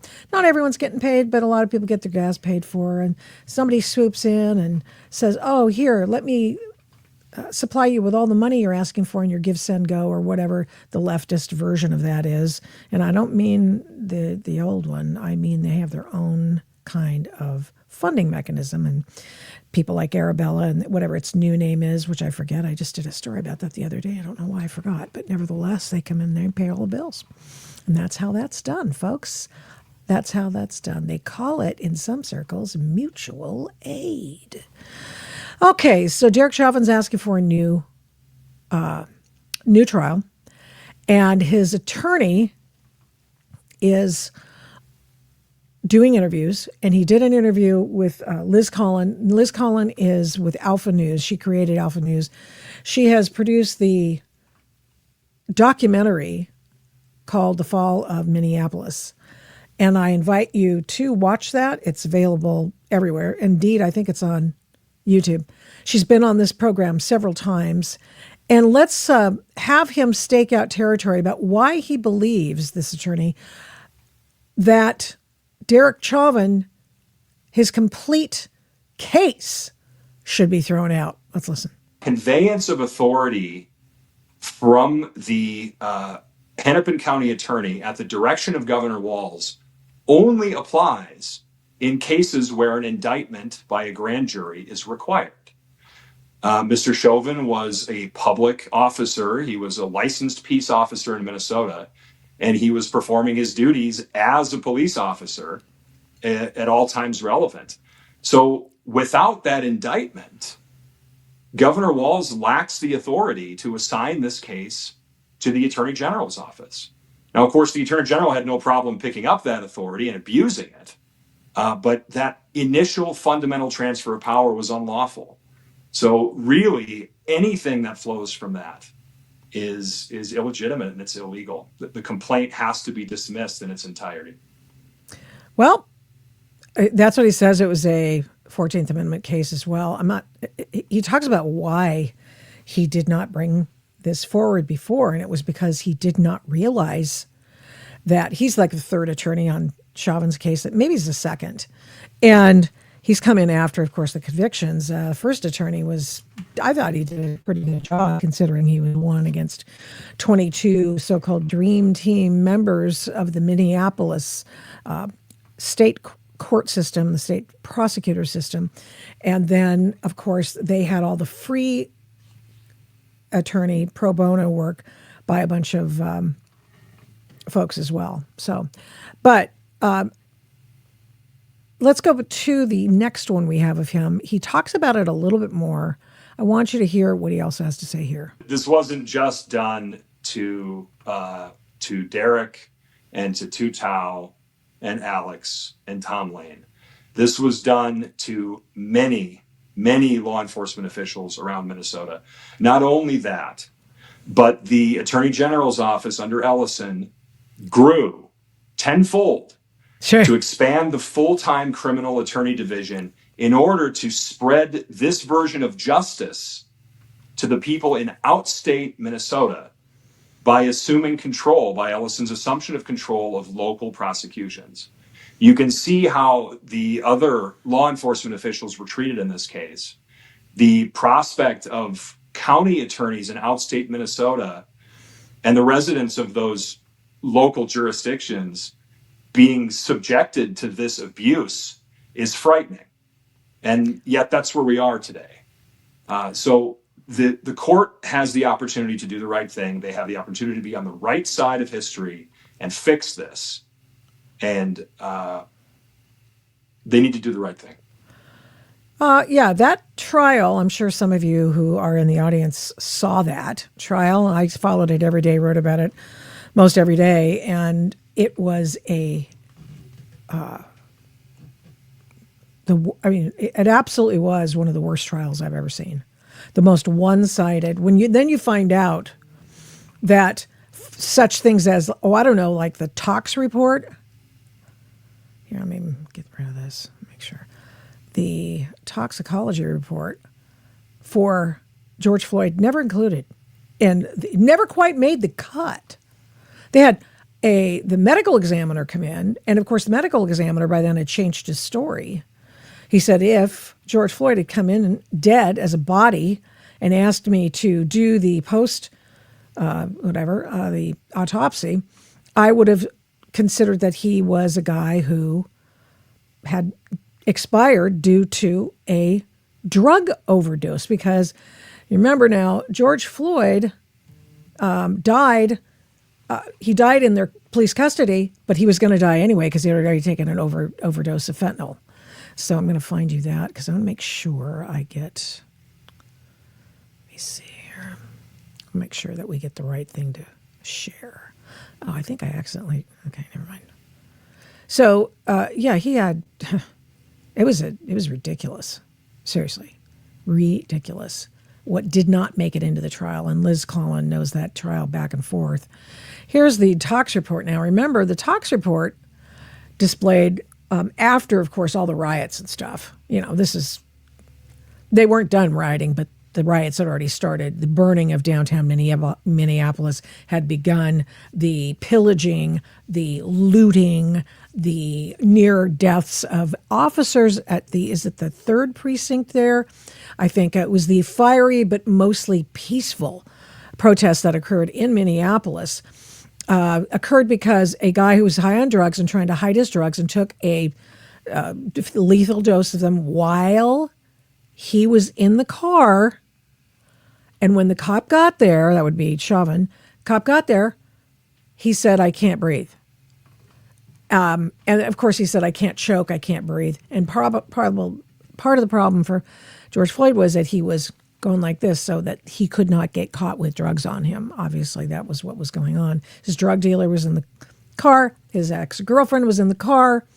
And the drug dealer, who would have been an exonerating witness for the police officer, Derek Chauvin, he was told he didn't have to testify by the state. So here's the Talks report. Fentanyl in a system, norfentanyl. So 2 types of fentanyl. I assume that's what that means. ANPP, I looked that up one time, can't remember what it is. Methamphetamine, hydroxydelta THC. So it's on dope. Oh, and he had cotinine. Can somebody put that in comments? What is cotinine? I just have not recently looked this up again. I have this. It's in my store in my library here on my computer, but I haven't looked that up. And of course, he had been drinking coffee because he was trying to get clean. And of course, it was just St. George of methanol and St. George of fentanyl and St. George of methamphetamine. And of course, he was living in a shelter and trying to get clean. And more power to him, but it didn't last because he was passing bad 20s in a store. The guy calls the cops and goes, "Hey, stop passing forged dollars in my store. I'm calling the cops. Cops come," shockingly. And, of course, it's now more shocking than it was then. It was more shocking. Yeah, it was more shocking then than it is now. Now we just assume cops aren't going to come. 911 is a joke. No, hey, get up, get down, 911, a joke in your town. And now it's all over the place. So anyway, anywhoozle, that is some of the backstory. Here's my story. My story, because I did a lot of reporting on this. I think that this is worth going to. Bombshell illegal trial of George Floyd murderer Derek Chauvin was complete and utter garbage, which of course I've always contended. I've never said it that way before. But, George Floyd, what happened here was, according to Liz Collin and the paperwork that I'm hoping to finally see about this filing, is that the state attorney, that would be the state attorney general, that's Keith Ellison, former congressman. He's the guy who said, hey, with enough money, you can get away with anything in the state of Minnesota. He subsequently said that about fraud in Minnesota with all the, Nick Shirley uncovered leering centers and stuff like that. So this is a big problem. Corruption is huge.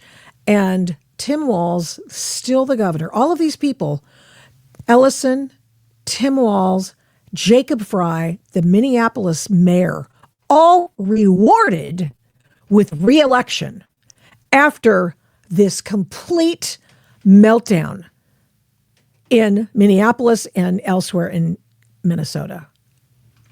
I mean, the voters of Minneapolis and Minnesota rewarded that corruption, which was evident from the gate. But now what the attorney says is, okay, so he says the charges against him were illegal. And now the now in prison cop, his lawyer, calling for the verdict to be thrown out because civil rights violations were so severe that the trial became a 1-year-long due process violation. Remember, people always like to give and accord due process to people who don't actually deserve some due process, like people who are not necessarily citizens of this country, and they were more than happy to deprive it of Derek Chauvin. Okay, so, but the attorney and the attorney he had initially didn't realize that what had happened here was an illegal referral of this case to the state attorney general without a grand jury. Now, there's some dispute about this. One of the commenter in this story says you can only take a grand jury a first-degree murder charge. But here's the rub. Derek Chauvin, was charged with second-degree murder. But here's the other thing. And I think this is where it relies on, this is the impetus for the due process violation. It's this. Local prosecutors, one of whom resigned because the fix was in against the cop, came up with the likely charges that might be alleged against Derek Chauvin. And none of them was anything having to do with murder. So what the Hennepin County prosecutor did was, with the assent from, all the people, of course he's guilty. There's a dead man here. Of course, he was on drugs, gonna die anyway, but okay, Of course, we never know what the future holds. Maybe they would have pumped his stomach. Who knows? But you know why they couldn't get the ambulance there in a time? Because the mob gathered. And they had to scoop George Floyd's body up in a cop car so the cop car could get through the crowd to get to the ambulance. So who's more liable for George Floyd's murder, death, what have you? Is it the guy who held him down with not a knee on his neck, on his shoulder? Yeah. And it became a cause celeb. The die was cast. There was no going back. So what what the defense attorney says is that they could not bring those lesser charges because the mob would not have been okay with that. Get my drift? They literally said this. This is what was done. So what they did was the local prosecutor laterals it over to the state attorney general with the assent and corrupt Governor Tim Walz. They sent it over to Keith Ellison, Mr. Antifa. And, this he's an Antifa follower. I mean, So, okay. So they sent it over to the state without having gone through a grand jury at all. Now, that was allegedly, this is what the Chauvin defense team, another one sole practitioner dude, probably with a paralegal or something, said. And he's put it in a motion, and they want everything removed. They want this done. So let's make sure. Okay, here we are on the story. Now, let's see, I already told you about that. Chauvin, who used a knee hold to keep the resisting George Floyd on the ground while awaiting backup and an ambulance, was found guilty of murdering the drugged-out fentanyl user who had just taken a deadly overdose to hide the drugs from the Minneapolis Police Department. See more, Officer Chauvin's knee was not on George Floyd's neck, and 8 other things you didn't know about this case. And by the way, all you lefties who love to populate the viewership and sometimes you comment, let me take you back to 2014 in Ferguson, Missouri. Hands up, don't shoot. Didn't happen either. So the list of the jurisprudential horribles I write is so numerous that the former cop is demanding his guilty verdict be tossed. Liz Collin of Minneapolis's Alpha News reported that a new bombshell court filing alleges illegal and fraudulent conduct by Governor Tim Walz, Attorney General Keith Ellison, and Hennepin County Attorney's Office.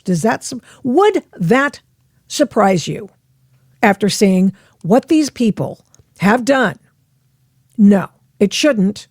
It should not surprise you that more fraud has occurred on their watch.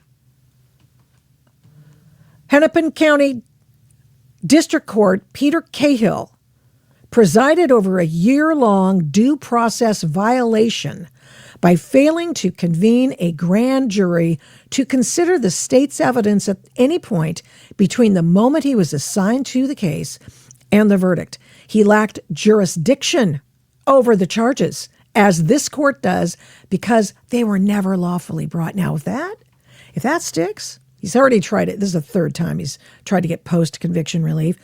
But this actually may have legs, because homie don't play with prosecutorial misconduct, and of course there's plenty of that in this case. But the fact that there are due process violations that were not acknowledged, and by the way, due process is part of the reason he's in federal court. He was in federal court and they brought civil rights charges against him. The Lisa Monacos of the world brought civil rights charges against Chauvin, to which he said, hell yeah, I'm going with that because I can't be in state prison because I'm going to die. And sure enough, 22 stab wounds later by a Mexican mafia mobster in prison, by the way, hanging out in the law library at the prison. Chauvin goes, I'm out of here. If I'll take the Fed deal and I'll cop to that, and I'm going to get in federal prison because there aren't as many thugs in federal prison. Hang around. You might learn something. So Joseph contends, that's the attorney, that a grand jury was never convened. I keep harping on that. To review evidence behind the charges because, as he rightly concluded, the Hennepin County's unlawful charges against Chauvin were not severe enough for the mob. So Governor Walz instead referred the case to Keith Ellison, who signed an referred the case lesser charges. Laterals it over to Keith Ellison, who signed and e-filed a second unfounded complaint against Derek Chauvin that included the murder charge. It's like he hadn't been charged with that. But Keith Ellison goes, oh, what the hell? Wait, somebody died. Somebody must be guilty of murder here. Never articulates the second-degree murder. Of course, you could get a box of rocks at any trial, perhaps, to go along with what the mob outside, by the way, the mob's outside the courthouse. The mob's outside the courthouse. The jury, every single day of that trial, went by the mob, had to pass by the mob and the leftist groups who are now holding organized bullhorn protests out by the courthouse. The jury walks in there. So they should have sequestered the jury from the get-go. They didn't. Oh, no, they did not. Yep.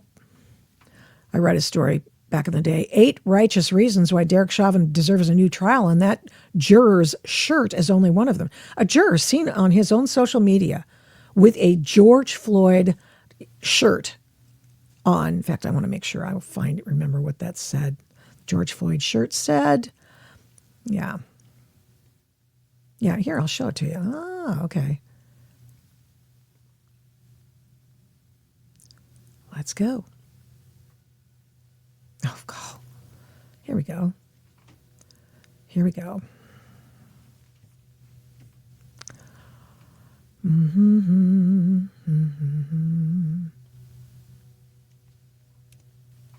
Look at this. A juror before the trial is wearing this shirt, which is, what is it? Black Lives Matter. Get your knee off our necks. By the way, knee never on the neck. Hands up, don't shoot. Never happened. No knee on the neck. Never happened. Was the jury showed that in that trial? No. Nope. Why? Because it It wouldn't help them. That's why. No change of venue. Jury pressure and bias as they walked in. Man lied to get on the jury. Defense witness intimidation by the mob. Juror intimidation too. All of these are reasons that they should have just declared a mistrial and done it in another county a year after, at least. But they didn't. Judge Cahill didn't want to do that. Oh, we can get a fair trial here. Really? What, by the mob? People dying to get on this jury? Ugh. Floyd's drug dealer allowed not to testify. Bad jury instructions. The judge allowed parade of witnesses who were allowed to wail and cry on the stand. Now, there is a law. There is a theory in law that doesn't allow you to pile on, and that's what they did. It was days of crying people. I love George. He was so fun. Floyd was my man. You know, I get it. You can do that in the sentencing where you have people's. This is how his death has affected me, and you can testify then. But there is a theory of law where you can't do that. You can't just pile on, and it's prejudicial, obviously. Jury should have been sequestered from the gate to avoid pre-trial publicity and the circus outside of court. State had 20 plus lawyers to Chauvin's one. They oftentimes buried Chauvin's lawyer in paper, like the night before. We'd have to go through 500 pages of stuff to, here's our discovery on that. They should have had it months before. Just ridiculous, just incredibly. There was actually no justice in that courtroom at all. It was ridiculous. It was terrible. And so I tell you often that I am a civil libertarian. And when I see stuff like this, I think, what are we in? Are we in hell? Are we in judicial hell in this country right now? It's like the OJ case, for example. Just go with me on this one. So there's bunches of evidence against O.J. Simpson. I mean, a blood trail from his Bruno Mali shoe print. I mean, there's plenty of stuff. But of course, the defense attorney dream team does their thing, and they create doubt.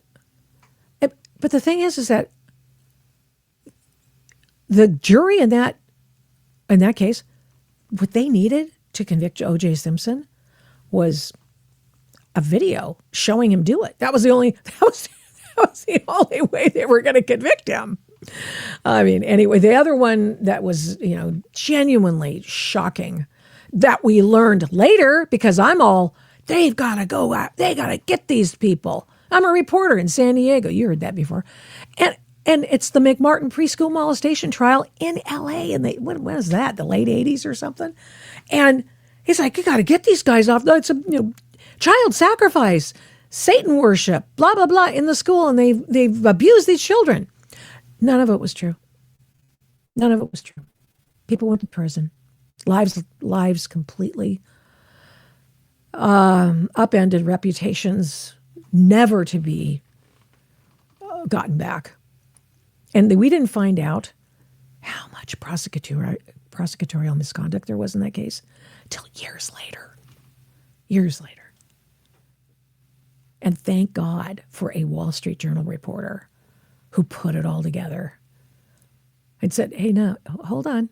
And this is remember when we began to see stories about, you see memes about this now, it's kind of a joke now. At the time, where on this doll did they hurt you, little girl? That's where that came from. Unethical psychologists. I'm not saying that in and of itself is wrong or anything. Not at all. Not at all. I'm saying in that case, oh yeah. No evidence. There's no physical evidence to show that there was a dungeon in the McMartin preschool. There was no evidence to suggest that satanic worship had occurred at this place. It was just absurdity on absurdity. Children don't lie. They don't lie. No, you know what? They don't want to lie, but they do want to make you feel better by going along with whatever it is you're suggesting to them. And that's exactly what happened. And then we had just a bunch of these kinds of cases after that. And it was just a disaster. You had to, and then Ruth, what was Ruth's last name? And from Wall Street Journal. There was another case that she solved too, of people wrongly going to prison. And nobody had been molested. Nobody had been molested at the school. It was just a mess, just a freaking mess. So there you go. Yeah. I did have one more thing I wanted to share with you. This is cool. So I'm looking. I get a prompt on YouTube yesterday.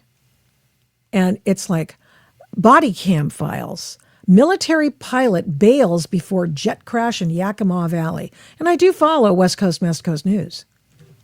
And so this is the doggonest thing I've seen. It's not super sexy or anything. It's a kid. I mean, everybody's a kid to me now because I'm the adult in the room. Pilot, F-18 pilot, out of San Diego. And they're running drills in Washington State. They're doing some training. And he crash lands in the trees in Yakima. And a lot of people see the crash. And so it starts a small brush fire. And then, so you got the fire coming out. You got rescue. We got all kinds of things coming out. They don't know where the pilot is. With that setup, here is some of that video. Watch this. Okay, now I'm going to make it real pretty for you. We'll go full screen. Turn it on. Let's go. Hey, sir. Good afternoon. How are you? Good. Are you the only pilot? I am, sir. Okay. I'm okay. Okay. Let me see. Parachute laceration. Yeah. Look at that guy. Parachute lacerations. I hadn't heard that one before. Listen to the cool on this kid. He's just, of course, in shock. He's got the adrenaline going like nuts. Watch. It looks like I went through some trees on the way down. Okay. Okay. All right, Jackson, I'm glad you're safe. I'm going to let you go. All right, man. Thank you very much for the help. I'm with the sheriff. No problem. Bye-bye. 1 second. ALT. Hey. Oh, it's ours, and I'm out with the pilot right now. He ejected. Yeah, we're on the backside of Rimrock, kind of by South Fork Bear Cove area. Their fire and aid's on their way right now. We got the hillside on fire where the jet landed. Because I think they can activate the air unit to get some fire suppression. Okay. Forest Service is aware. They're on Natchez. Fire's on their way, and I know that they've been. Are you at a Whidbey Island, or were you at a? No, sir. I'm out of San Diego. We launched San at a Diego. Boeing field today. Okay, So launch out of KDFI. Boeing. Okay. By the way, I know that the sheriff's deputy who responded to this is probably a very nice man, but I'm like, could you please get this kid in the doggone cab of your truck and turn on the air conditioning for this dude and let him settle down there? The mother in me, but I'm not wrong. Do you have cell service with I do. your normal phone? Yep. Do you mind if I make a call, sir? Yeah, absolutely. Just one pilot. Just one pilot. No Yeah. casualties. Okay. Is there another plane up there? There was another plane flying around. That plane is RTB. Okay. So, yep. Perfect. So that's his recovery. Whatever. No, we're good on search and rescue. All right. Now, I just want you to just appreciate the cool of this kid, this pilot. Got Riley's taking off. Yeah, no, I'm sorry. yeah, you're good. I need to make that call, sir, as soon as I can. Hey, buddy. Hey, let me call you right back. I'm down with the pilot here. I don't know if you heard anything, so I'll call you in just a minute. I just need to start working stuff on my section. Yep. So, all right, I'll let you go. All right, thanks. Bye. They're switching phones. I mean, not switching. He's giving his phone to the pilot because he's got a he needs the information on his phone to make the call on the other phone. So that's really basically what's happening there. I want to make sure we can. Okay, just make sure. Here we go. Thank you very much. I appreciate it. Yep. What kind of jet is that? That's an F-18. Well, that was An F-18? I heard you guys. Yep, we were doing circles over the wake, doing in some low-level training. Okay. And then I tucked in, and I'm not sure exactly. Honestly, I'm a little... Nope, you're fine. When I tucked in, You hit the tree bad, bud. I went through the trees. Jesus. And I'm looking up, so like I'm here, I'm flying. Just some guy stops by, wants to make sure the kid's okay, and talk about the crash. level with the ridge line. Got you And then shaking. Yeah. I have some adrenaline going up. No, here. No, you're good. Come sit in my truck here. Yeah, Let's see if you hello? can Make a call. Well, shot news, I think this is the, we always come here to check the salamander. Go ahead and take a seat. You make a call. You bet. Shacking salamanders, we get an air show. You know, we snapped. No, you're good. I mean, medical's on their way too. I'm very, very lucky to be alive. That was... That's about as close as it gets. Of course, he gets out of the truck. yeah. Who wants to sit in a hot truck, right? Start the engine and maybe turn on the air conditioning for him. Just a thought. Yeah.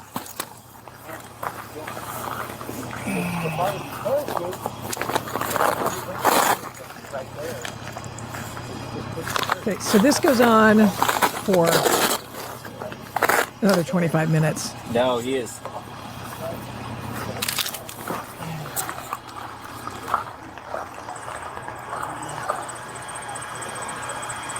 And eventually he wants to go get his stuff. He's got to get his gear out because he doesn't want just anybody picking up his gear. So this pilot walks back to the wreckage with the deputy and they pick up his stuff. You know, like there was a lot of stuff. Let me advance to where they pick up his stuff and they put it in the back of the truck. I don't know. I was just fascinated by this whole thing. And I can't be the only one because I came in, it was like nobody had seen it. Today it's over 1 million views. No, it's just because, I don't know, we're just like, we care about this stuff. There's a growing what are interest you in doing social- there? Oh, you little punks. Sorry, I got to turn that dang sound off on it. I don't know why I think it's because I ended the video and I didn't mean to. Let's go back. Let's go back to the video. Here we go. Thank God. Nope, not that one. Liz, love you, mean it. Goodbye. Yeah, okay, so I'm back here. Apologies to everybody. So we'll get closer to when they get all this gear, and I just wanted you to see that. Let's go. You were like when you ejected, so they just can document exactly. Oh, yeah. If Do you want that? Yeah, I'll just take some from there. He's going to do a little smoke show for everybody. Let's do it from the side here. You want to look straight forward?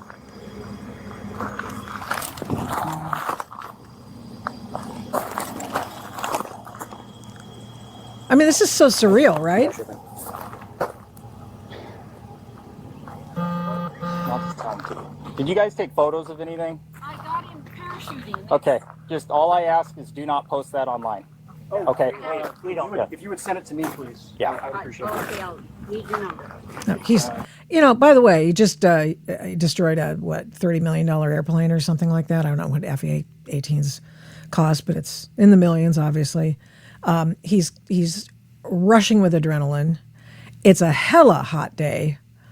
And he is, this is in June 13th, 2026. I'd be interested to see how Yakima County's weather forecast was that day. And it's a beautiful day. Well, I'm talking about the heat. And then in addition, he's got to have some OPSEC. So it's like, what the hell, man? He's got all of these balls in the air, this pilot. And he's navigating all of these people, and he's not himself because he's just been in a doggone crash through and look at him. So he's, I don't know. We need more people like him. 703. We were watching the show, and then all of a sudden, all hell broke loose. Yeah. Didn't hear the jet hit. Wow. We were on the other side of that. Okay. We didn't hear it hit at all. Pilot. You should have made a big ass boom. Yeah, it should have. It hit in the came out slow in the trees. Probably. Do you want me? 2 things left. Your mask is up there. I'll grab it. And your chute's right Do you there. mind if I walk with you, sir? And Yeah. I can help. Here we go. So we don't have the cam on when they're walking, but we do have the info on when they bring it back. And Look at all. Well, that's his med kit, but there's other stuff. thanks for. We can walk and grab that, and then we can drive up here. Hard time locating us. Comms suck out here. I'm figuring that out myself. You fly this often? First time. First time? Okay. Actually, second time. I did it yesterday. Okay. It's a beautiful area. Yeah, he's not thinking about the beautiful area. He's thinking, "Oh man, am I in trouble?" he's thinking, who's looked up how much a F-18 costs? I'm going to look it up. How about that? How much does an F-18 cost to produce? Oh, whoa! I just put that in there. Watch this. Does anybody see this? That's this is AI. So, always compare with reality. Even with the larger learning machines getting lots of stuff right, don't depend on everything. But I'm not surprised to find that they think that an F-18 Super Hornet costs between $66 and $73 million. Wow. Wow. Wow. Oh, that's what he's thinking about. He's thinking about it. He's glad to be living. He's thinking about it's hella hot. And he's thinking, let's get the hell out of here. Wow. $72 million. Holy crap. Can you, oh. So they're going to do an after action. I mean, obviously, we've just seen the vid here from the cop cams. So my guess is that maybe we'll get an idea of that. Was it his fault? Who knows? We're going to find out. So that's going like crazy. It was just really fascinating to me that when I saw this on my feed yesterday. And also, one more thing. Draw your attention to the fact that Harry and Meghan are getting out of the United States, at least temporarily, because, I did take some license with this because I do work for an opinion magazine. Get the barf bag. Harry and Meghan are moving back to the UK, and wait, Trump's to blame. So, this is an exclusive story from People magazine. And People magazine writes about, they got a lot of info. They got a lot of intel, and they got it because they paid for it probably, in all likelihood. Somebody got paid. And I think we all know by the history of Harry and Meghan who got paid for this exclusive, right? They're going to the UK, and here's Harry with his 2 children, Lilibet and Prince Archie. And they are, I think, in the line of succession. Harry, not so much. And what's her name? The Duke and Duchess of Sussex. That would be Harry and Meghan. Grifters all. And just people, just immature people in their 40s. And now that King Charles is suffering from cancer, the likes of which we do not know, and there's more information that things are getting a little, might want to see Dad. So Harry and Meghan did go on vacation to the UK a few weeks ago and have made the decision to come back and live in a home. This is my favorite part. Let's see there. My favorite part is the couple will remain in their home, maintain their home in Montecito, California, one of the most expensive areas of the state, and their vacation property in Portugal, while establishing a private non-royal home base in Britain. So they're apparently not hurting for money. Anyway, they're going to send them to some hoi polloi school because they're getting a school age. I mean, preschool, kindergarten, blah, blah, blah. Anyway, here's my point. Now, at some point in the story, People magazine inserts the fact that, well, you know, they've had words with Donald Trump before. And so that's another reason that they may wish to get out of the United States of America. Now, watch this. This is their turn of phrase. While the couple appeared to have an idyllic life in Montecito, and by the way, been there? You can have an idyllic life in Montecito. They've made no secret of their disillusionment with the current White House. With their midterm elections fast approaching, concerns about the direction of the U.S. loom large for many. There's been public tension between the Sussexes, made-up name, and Trump in the past. When President Trump said in January 2026 that NATO allies stayed a little back from the front lines during the war in Afghanistan, Harry, a combat vet from the Afghanistan war, issued a blunt statement. I served there. I made a lifelong friends there, and I lost friends there. Now, nobody is denigrating that very obviously heartfelt feeling by Harry. It's the only heartfelt thing about those two, by the way. Nobody believes a word that comes out of Meghan's mouth. But if you can take any solace in this story, first of all, they're leaving. It will follow that their home in Montecito will likely be put on the market, I'm guessing, after another payday from Architectural Digest, who always seems to get the gig to get inside these famous people's homes at the moment that they want to put it on the market. So that is a prediction. The other thing is that Harry's good friend is a musician. And the musician says, who was it? I'm coming to it. Whatever.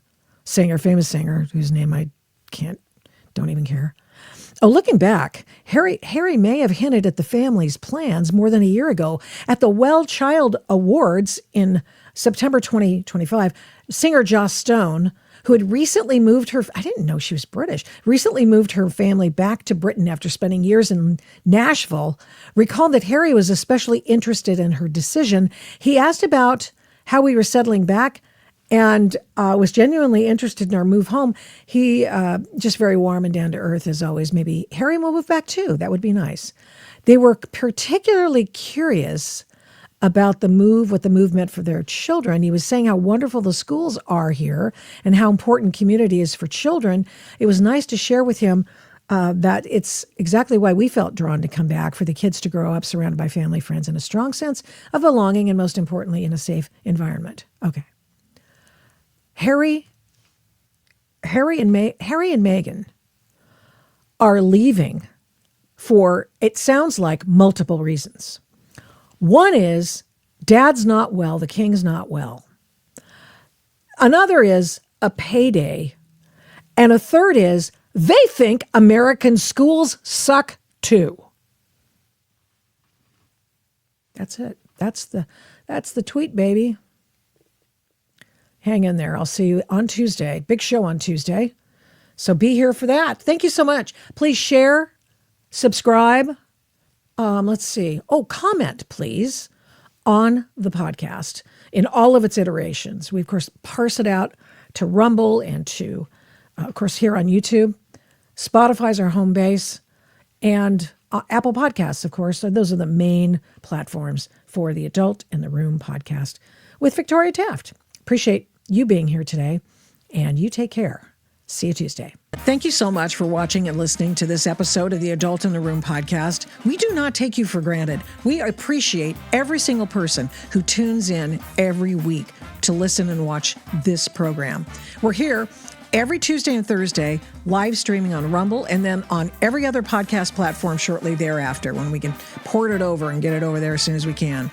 All the shows can be found at victoriataft.com, where the censorship regime has been banned by me. Follow me on social media at these names: Victoria Taft, the Adult in the Room podcast, and The Victoria Taft Show. Send media inquiries, or any others for that matter, to victoria@victoriataft.com. And here's a big ask. Would you please subscribe, share, like, comment, recommend, and give this program a 5-star rating where you can?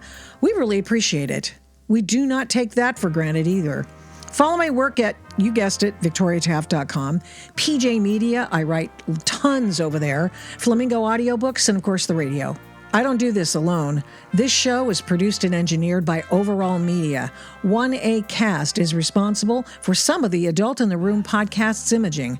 Logo design by Hageman Creative. The Adult in the Room podcast is produced at Flamingo Road Studios. All rights reserved.